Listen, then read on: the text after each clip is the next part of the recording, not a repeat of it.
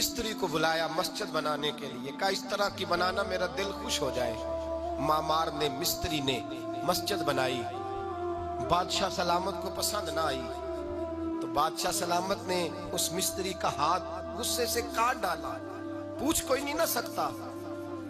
वो सीधा काजी की अदालत में कटा हुआ हाथ लेके गया और काजी के दरवाजे पे जाके कहने लगा, मैं पूछ सकता हूँ आप किसका कलमा पढ़ते हैं? पूछ सकता हूँ? तो काजी कहते मेरी कुर्सी भी कांपने लगी और जिस कमरे में बैठा था वो कमरा भी कांपने लगा। मैंने कहा सवाली तू बात कर, कहानी पहले बताओ कलमा किसका पढ़ते हो? तो काजी कहते मेरी आंखें बरस पड़ी। मैंने कहा मैं उसके कलमा पढ़ता हूँ जो दुनिया में भी मेरा वारिस है, कयामत में भी वही मेरा वाली बनेगा। जो दुनिया और आखिरत में मेरा वाली है, मैं मुस्तफा का कलमा पढ़ता हूँ। तो कहने लगे हाँ, इसलिए तुझसे ये बात कहलवाई है कि कहीं तू बादशाह का तो कलमा नहीं पढ़ता माज़अल्लाह। तू काजी अदालत में बैठा है कुर्सी पे, उसका कलमा तो नहीं पढ़ता?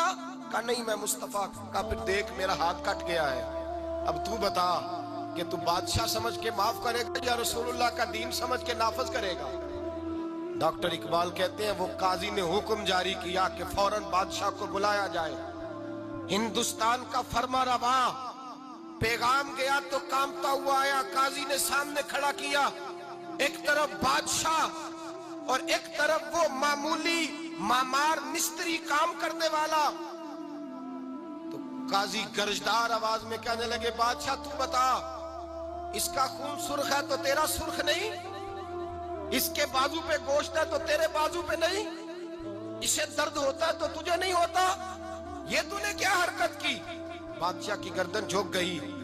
काजी कहने लगे पकड़ो इसको, बाहर ले जाओ और इसका बाजू काट दो, इसका बाजू काट दो।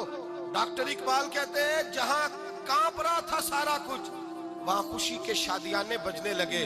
काजी कहने लगा इसका बाजू काटो और इसको बताओ अमीर गरीब का फर्क उतनी देर होता है जितनी देर बंदा मुसलमान नहीं होता, और जब कोई रसूलुल्लाह का गुलाम हो जाता है फिर सारे बराबर हो जाया करते हैं।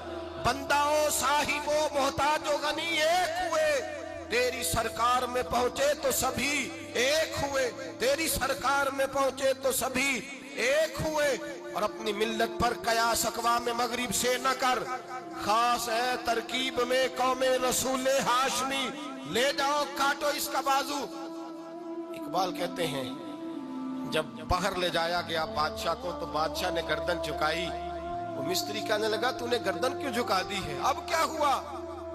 तो बादशाह सुल्तान मुराद आंख खोल के कहने लगा भूल गया था, गलती हो गई थी, बादशाही के तकब्बुर में